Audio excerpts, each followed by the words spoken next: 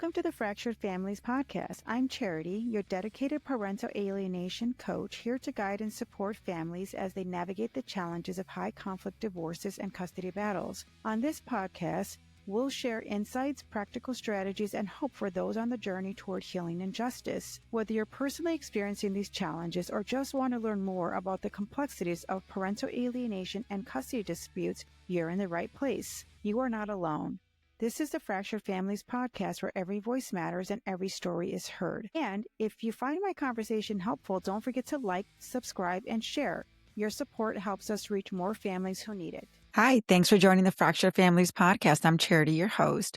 We're back for the second session of Scott and his experience with parental alienation.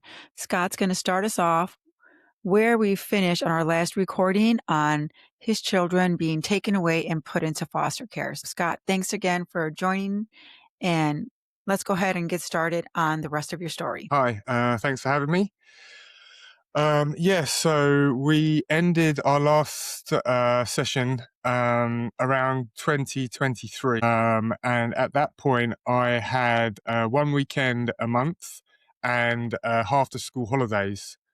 So I think it was during June of 2023, I don't know what to say. My ex-wife would made a complaint of sexual abuse towards my children by me. But up until the summer, I hadn't really heard anything. I knew that we were going to have a family court hearing or a children's court hearing. It's one of the two. In August to decide what's happening regarding the criminal complaint. And up until then, things had been, very difficult, especially during drop-off and pick-up. I was almost goaded into doing things or getting frustrated. But through working with my lawyer, I found ways to overcome them. So I had the children for the whole month of August, and we went to court in August when I had the children. And it was decided that the children were going to be placed in foster care due to social workers picking up that their mother may have coerced them into making false allegations, and the fact that a criminal investigation was underway against me. So neither parent was deemed viable to have the children. And because it fell in my time, I was the one that had to take the children to social services. I found it very, very difficult, because in my mind, nothing had ever happened. I hadn't done anything wrong. I was a perfectly loving, supportive father, and I didn't understand why anything was happening. I understand with the law, they have to investigate these types of claims. But I thought with the evidence that I could produce, it would just be thrown out. But it wasn't like that. So the end of August, I had to take the children into foster care, which happened, and it was a very sad moment, knowing my children were having to go through that due to these false allegations. And what really got to me is that at any point, their mother could have ended it by saying that they're false allegations. I'm really sorry. I don't know what I was thinking. And it could have put a stop to it, but she didn't. And then I was blamed for the foster care placement. And the children were told that it was down to my behaviour that they had been placed in foster care. So obviously that created a big chasm between me and the children. But that wasn't the end of the horror story. So I went back to work. At the time, I was working as a assistant director at a private school in Paris. And upon going back to work in September, I found out that a anonymous letter had been sent to my head of school. And the letter contained details of criminal history when I was a youngster, so around when I was 21, 22. So growing up in South London, there was a lot of fighting, and this sort of behaviour, when I was younger, and I ended up getting a police record because of it. I mean, we all do things when we're younger we wish we could take back, but again, that's what the criminal justice system's for, is for rehabilitation and to move on from these things. So we're talking 20 years later, it's now being used against me, and details of this was sent to my school, to which they were actually really reasonable and saying, look, it's 20 years ago, we don't really care, but we're going to make you aware this is happening. And then a few months later, I got another call from the school to attend a meeting, and the ex-wife had actually enlisted a child protection team, like an agency, and made them aware that, or falsely accusing me of having a criminal past with regards to children. And it was a charity organisation who then wrote to the council in which my school was, making them aware of this false allegation. They didn't say it was false. They just said they'd become aware of a teacher in your vicinity that has a past history of abusing children and is now under investigation for abusing his own children. You know, and this was really hard because now the attack was on me. It's almost like I could manage everything up until then with regards to being accused of being an alcoholic and this, that, and the other, because I've been able to prove it. It was very long winded, but this was now affecting my survival in France. My school were really supportive, and I had a very good relationship with the director. They said, don't worry about anything, we've got it under control. Um, and this persisted, but the ownership of the school, as it was private, changed at some point during this time, and the new ownership were not too happy with the situation. Um, and further down the road, they actually got a call from an online newspaper wanting to have a comment from the school, asking them why they had employed a known offender towards children at their school. Again, this was brushed away, but they made me aware of it, and this time it was a lot more serious. You know, they said that they had shareholders, and if this was ever to get out to, parents, that only takes one parent to remove their child from a school. They had 8 schools across Paris. This now is not an isolated incident that they can deal with. This is now potentially has the capacity to ruin the company. How these things become bigger than what they are, even without any evidence or proof. I supplied everything that I needed to supply, but it doesn't, in public opinion, it doesn't quite work that way. There's always this big element of doubt, especially surrounding children, and it's a very delicate situation to be in. So this all happened, and life at work became very, very stressful. I became very, um, how can I say, very scared to be at work because I didn't know what was coming next. And then something did happen.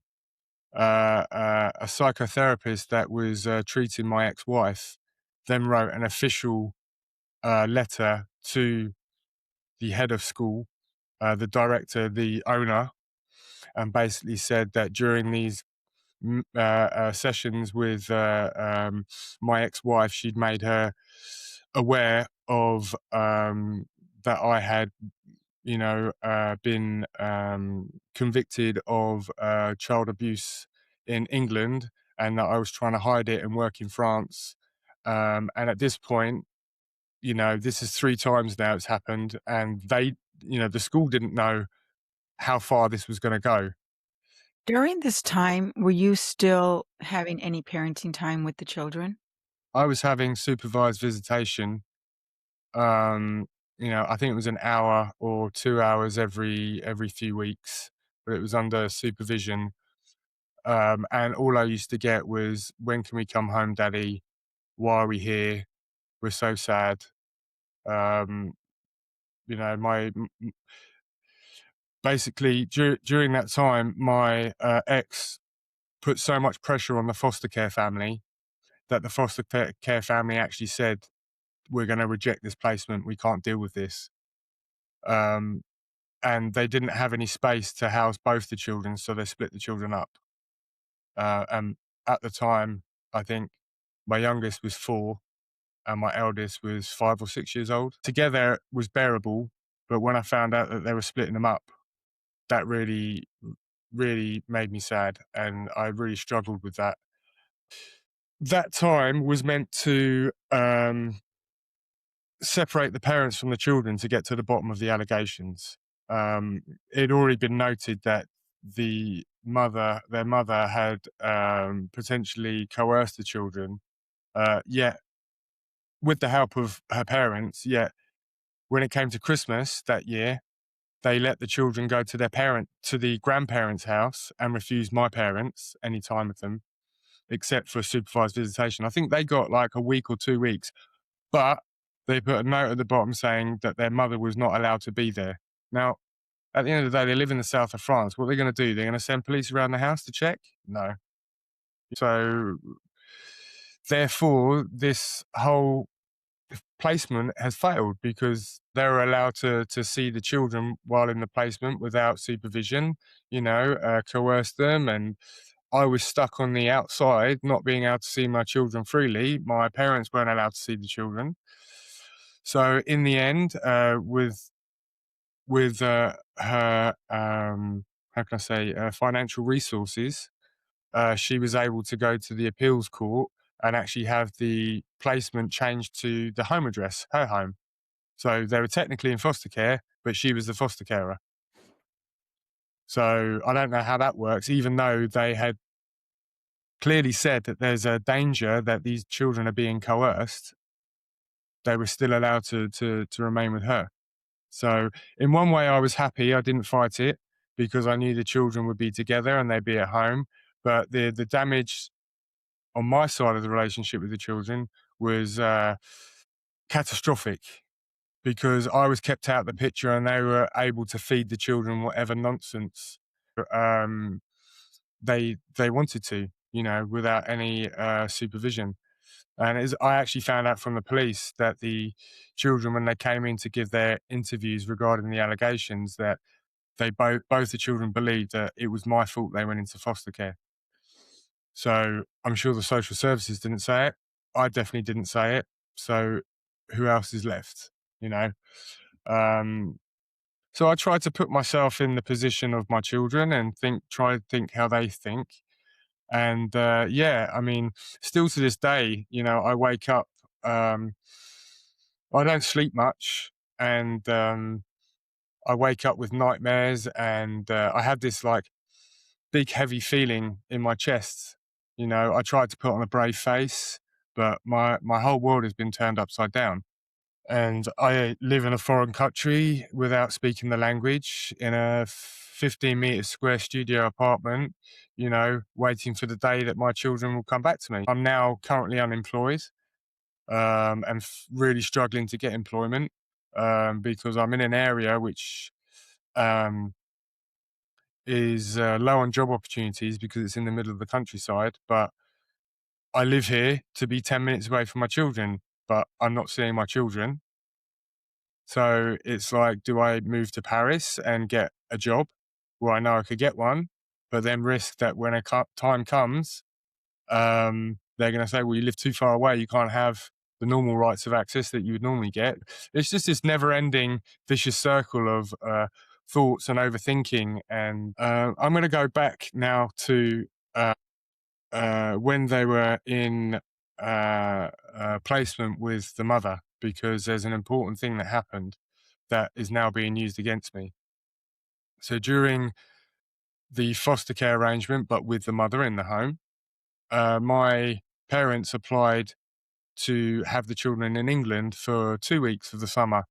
I think it was 2024, to which the judge agreed because it was my father's 70th birthday. And gave a time for them to come over, drive over from England to pick up the children and take them back to England.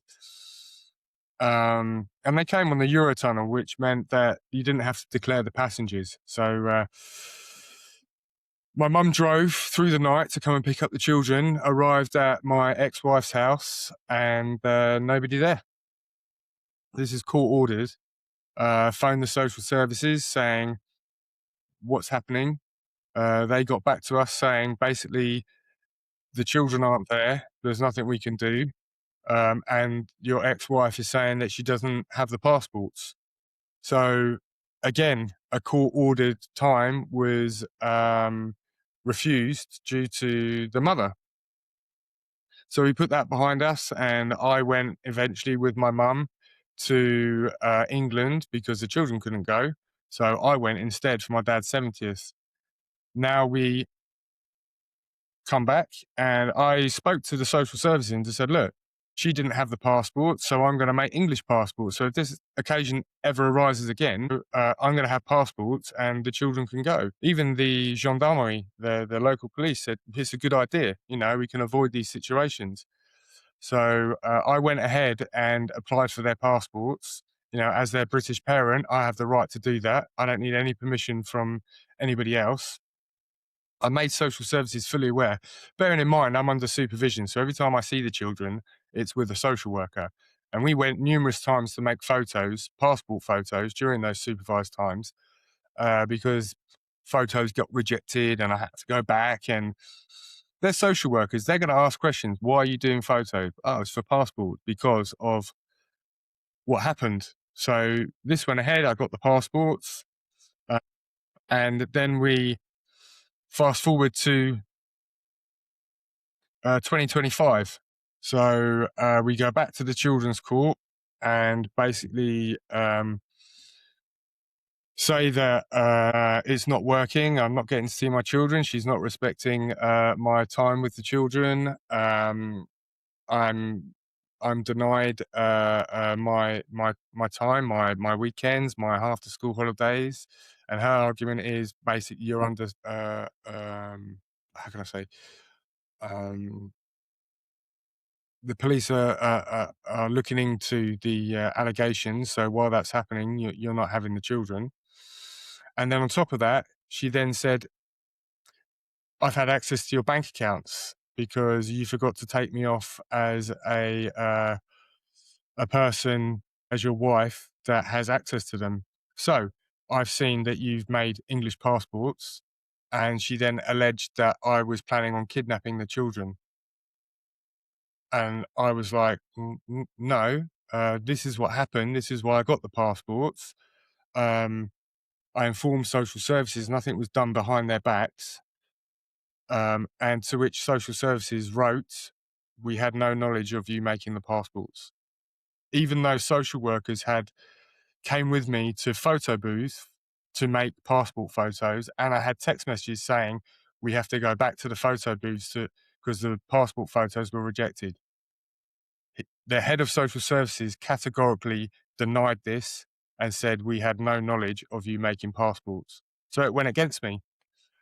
And then further on top of that, because she had access to my bank account, she said, oh, I see you're not getting salary. So you've left your job. Oh, so that marries into the idea of you finishing your job, getting passports and kidnapping the children because you now have no ties in France. And I was like, what the hell's happening? I've lost my job because malicious letters were sent to my work. I got passport photos to avoid a situation because you refused to give my parents passports. None of this was done with the intention of kidnapping any children. I've been here 10 years. You know, I live in a 15-meter square studio apartment. You know, I live in a country without knowing the language. You know, all these things. Why would I kidnap the children? But it all went against me, you know, because no one was willing to say, yeah, we knew. Even the social worker saying, oh, you should have made us aware that you'd lost your job and you were trying to deceive us by letting us think that you still had your job. And I was like, no, not at all. Because if I told her I'd lost my job, I knew what would have happened. She would have said, you don't have a job, you can't look after the children, you're not having the children. It just strengthens her argument. So yeah, so it ended up with the judge agreeing with her and putting a ban on the children leaving the country, which basically again cut them off from everybody that loves them in England. My parents are getting very old now. It's traveling is getting hard, but no one seems to understand that, 72, 73-year old, people coming across to France, staying in an apartment that got 2 floors of stairs, taking care of a 7-year-old and a 9-year-old, is too much. And the best thing is having them at their house on ground floor with a beautiful garden, being able to speak the language and giving them the best possible, holiday that they can have. And I'm just so frustrated to why people think, oh, but it's okay. They can just come here and see the children. Well, they can't because they're being refused. They can see the children, but at a contact center.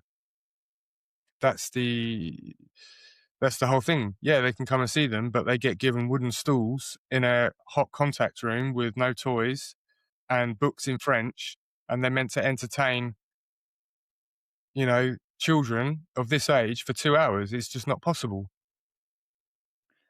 So when So was the last time you actually had parenting time and face to face with your children? Christmas, my parents came over and my brother flew over from Japan. And I just bit the bullet and just said, yeah, okay, like I'm not fighting, not seeing the children under the specific circumstances that I want. Okay, I let the social workers bring the children to my house. But this is another thing. So the social workers brought the children to my house for like 2 hours or 3 hours.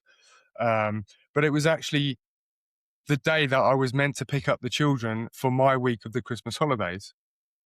So it was a very strange situation to be in. I'm like, the children are being brought to my house, but I'm meant to have them now for the next week. So this visit happened, and during the visit, because I was advised by my lawyer, you have to make an attempt to pick up the children or at least have them so you can go and file your criminal complaint of the non production of infants under a court order. If you just say, oh, yeah, you let them walk out and you didn't do anything, the police are going to say, well, you just let them leave. You didn't make an attempt. So what I did and what I was advised to do was actually take the social worker to a quiet room during the visit and explain the situation.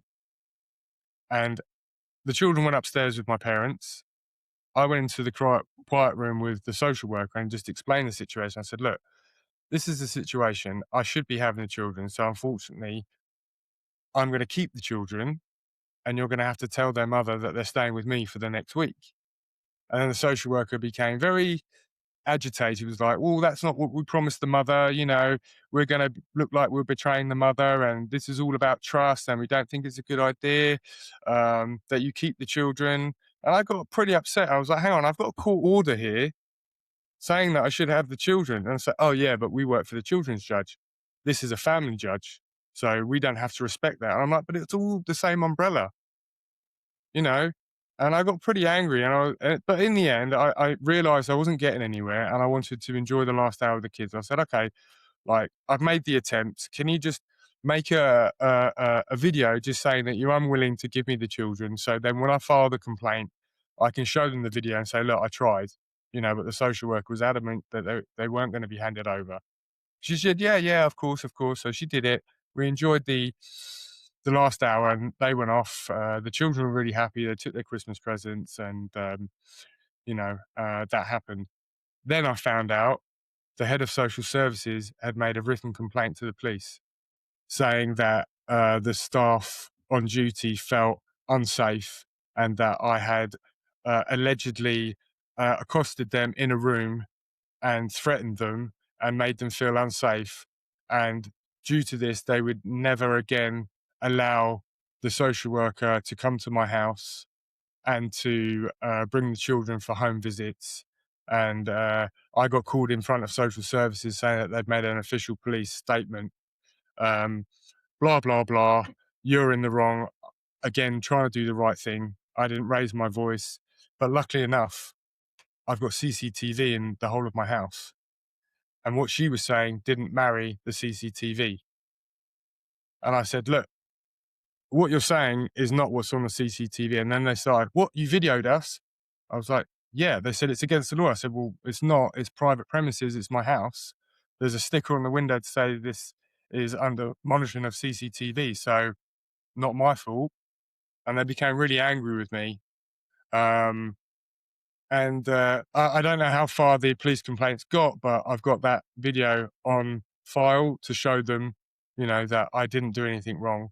But again, it's fractured what little relationship I had with social services. Now I'm not getting replies from social services for weeks on end. And then it's just one word answers, yes, no, da da da da da. They, the judge was aware of this fractured relationship, and they actually said, well, you need to change the social worker. The social worker hasn't been changed. They just put an additional social worker. So what's going to happen? One social worker says this, it's not the truth, but the other social worker is going to back her up. They never go against each other. You know, um, and I'm feeling I'm fighting a battle on all fronts, not just my ex-wife, but it's social services, the language barrier, the judge, everybody, and it seems like the odds are just stacked up against me. And again, I've done nothing wrong except be a perfectly normal, decent father, a loving father to my children. So now, as you saw in the last episode, my phone calls are the children are hanging up. Don't want to speak to you, Dad. Hang up the phone. Now that's in complete contrast to before January. It was, when are we coming? When are you seeing us? Can you get us this? Oh, you're going to England. Can you pass that? Can we play with the electronic toys that you've got me? Can you show me how to use a computer? Da, da, da, da. Now it's nothing. To which I informed the social worker, and the social worker said, okay, I'm going to be present at one of your phone calls at your ex-wife's house. I said, well, what good's that? She's there. They're going to say exactly the same thing.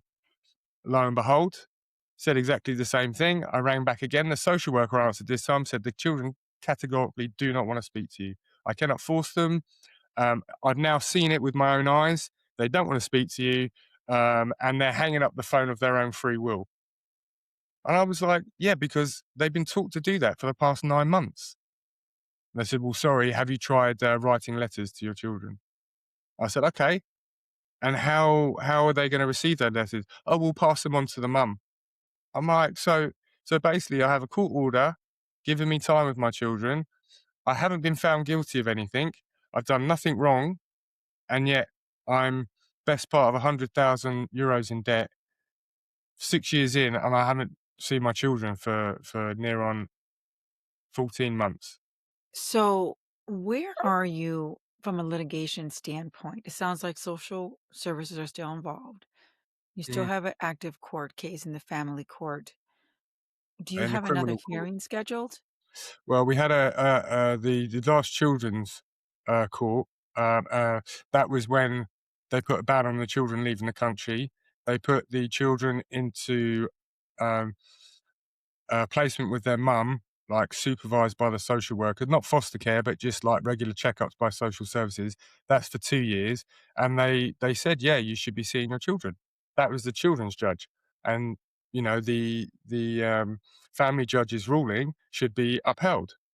Uh, Again, she's denying me all access.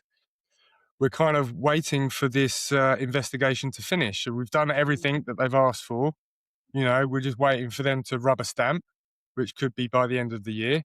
And then there's a 6 month or 3 months period to which they can object it. Opposing counsel can object it. And then it goes to the prosecution's judge to see whether he wants to prosecute now that the evidence is all gathered. This all takes a year, maybe 2 years. And during this time, I'm not going to see my children. And yeah, that's where I am. Do So, you still have legal counsel or are you doing it on yeah, your own? yeah, yeah.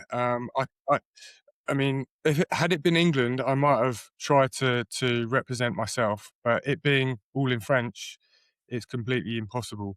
I'm learning French at the moment. Um, I've taken up trail running. I'm doing French boxing. I'm going to the gym regularly. This is all to keep my own sanity, to have some sort of thing to work towards of a day. I'm retraining to work in cloud computing. Um, but all of this takes. I can't just magically click my fingers, know everything about this new job, and get a well-paid job like this. This is going to take 18 months, 2 years to put into practice. I mean, I don't want to go back into teaching because it leaves me vulnerable. With my last job, I saw what happened. And the thing is every time I document something, everything gets sent to opposing counsel, which means that she has access.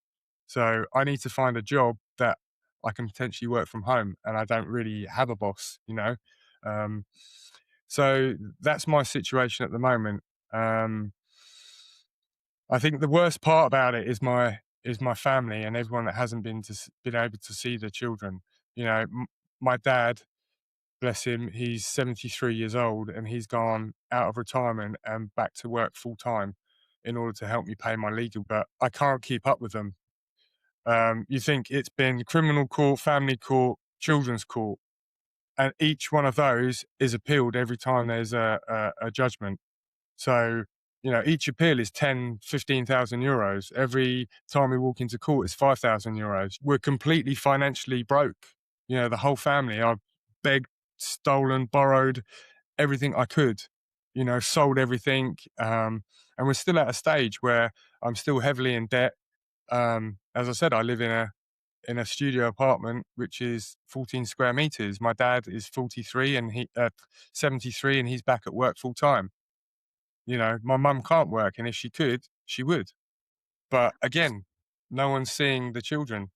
So, what about her financial and professional situation? Is she working? Do you know how she's affording this? Yeah, yeah. I think the worst thing is that her family are very well off financially, which I'm sure that they're funding this whole campaign.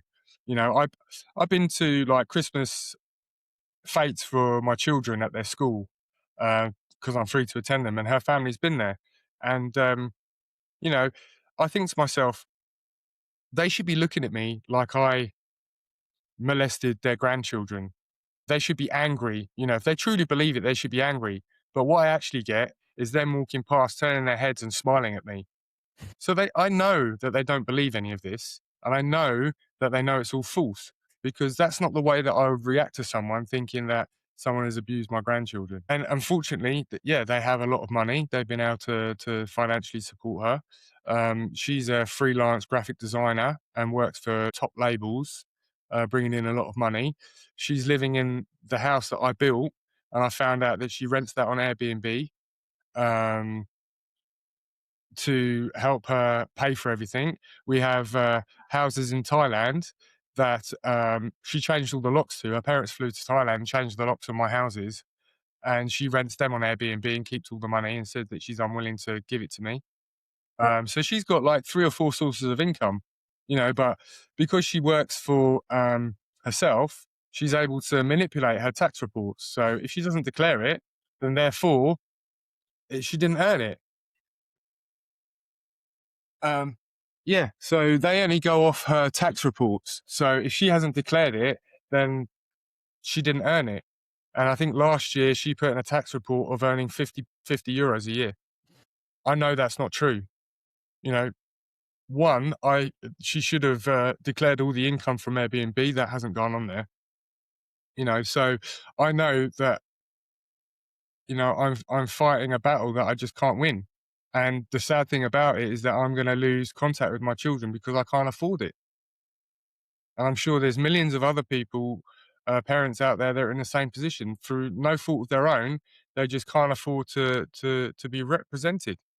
So, regarding the properties, there's no way you can sell those so that that income dries up for her? I mean, if you're a part of No, the legal. because before we got married, as a wedding gift, I made it a director on the company that owns the assets in Thailand. So therefore, on paper, it's 50-50. And until the division of assets happen in the divorce, I can't do anything. I'm And kind of where are stuck. you in the division of the divorce? How is that looking? Well, it keeps getting put back, put back and put back and put back. And now there's a rush on her side to do the divorce because obviously the divorce with the criminal proceedings still in place is going to favour her because they're going to make a decision based on the allegations. So she's trying to speed things up because she knows that's coming to an end soon. So if we walk into family court without that allegation against me, then things might look not so great for her. You know, it really screws me up because, like, during the what led up to the breakup, she was making me go to hospital and see these doctors and get medication, and I feel it was all preempted because she then used my prescriptions against me because she then filed those and said, "Oh, look, he's sick. He does have mental problems. He's got on this medication." And I was like, "I only did that, because you asked me to, and said it was paramount to us keeping this family together." So I almost think it's premeditated. A lot of this Absolutely. um, in the build up. In order to put her in the best situation. But yeah, I'm coping, but I'm, as probably thousands of others are, millions of others are. I put the brave face on, but inside, I'm dead. I put the brave face on for my parents or for my friends that worry about me. Um, I don't have the support here in this country that I can go and see a friend, let steam off. I don't have the financial means to go and enjoy myself. Um, You know, After 6 years, I really thought that I would be in a better position, but obviously not. Well, unfortunately, and I say this to everyone I speak with, family court is not intended to create positive outcomes. They create chaos, destruction, and despair. In 6 years, you're living this and you can completely understand that. Sadly, you suffer as the targeted parent, but the children suffer as well.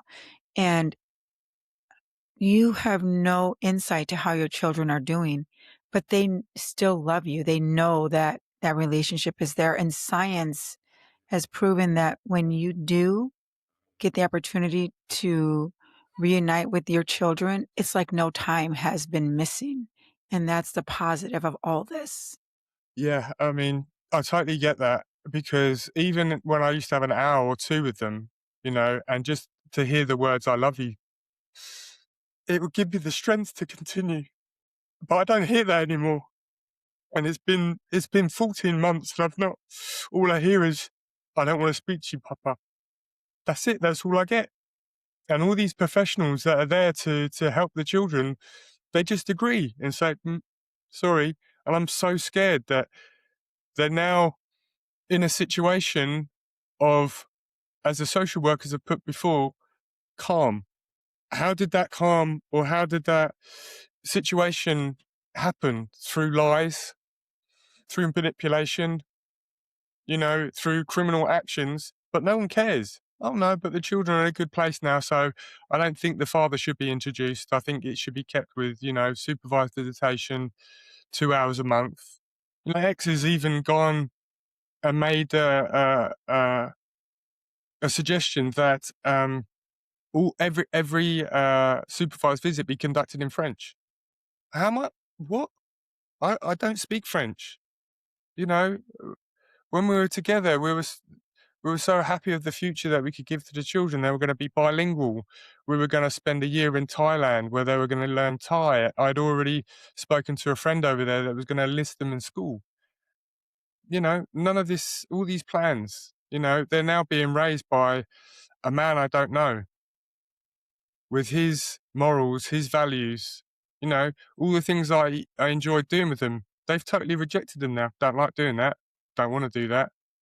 It's all It's all about what this other man likes, what he likes to do. That's what they're doing now. I feel like I've just been erased. I've just been picked up and discarded to the side, and legally. I mean, that's the inner turmoil that I have. That I know this is inherently wrong, and it can only have bad outcomes. But yet, it's still allowed to happen. It's okay short term. On the outside, everything looks good. What happens when these kids get to 18 and they start asking questions? And I have to then say to them, your mum lied. Your mum lied to you. That person that's meant to be their protector for the past 18 years, they now find out that it was all a pack of lies. That's going to destroy them again. And that's what they have to face when they get to that age, or they don't want anything to do with me. And they then have to deal their whole childhood thinking that their dad was this horrible, abuser that their mum protected them from. Either way, it's a lose-lose situation. I mean, right now, the damage has been done, but it's still possible to turn this around. But in order for that to happen, people have to admit they're wrong. People in social services, judges, they have to hold their hands up and say, we were wrong. The proof now is there that there is one person responsible for this. We need to turn this around. But do you think they're going to take responsibility? Do you reckon they're ever going to say that? They're going to say, no, this is working. The children are settled. The social workers will back the judge. The children are settled. Oh, pat on the back. We did the right thing. The children are calm now. It was obviously the dad that was the problem. No, she just managed to get me far enough away that I never had an input anymore.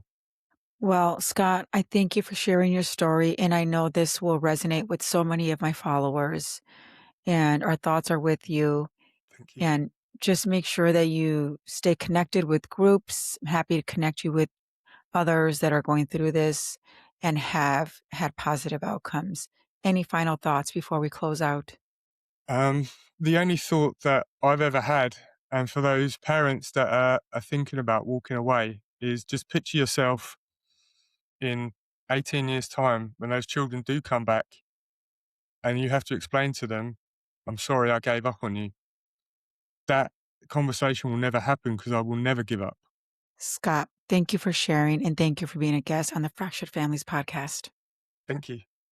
Thank you for joining me on this episode of the Fractured Families podcast. I hope our conversation has provided you with support, understanding, and actionable insights to help you navigate your own family challenges. Remember, healing is a journey, and reaching out for help is a sign of strength. You're not alone. If you found value in today's episode, please subscribe, rate, and leave a review. Your support helps us reach more families in need. You can contact me on social media at Parental Alienation is Real and visit our website for additional resources and ways to get involved. Stay strong, stay connected, and keep fighting for the family bonds that matter most. Until next time, take care and stay resilient.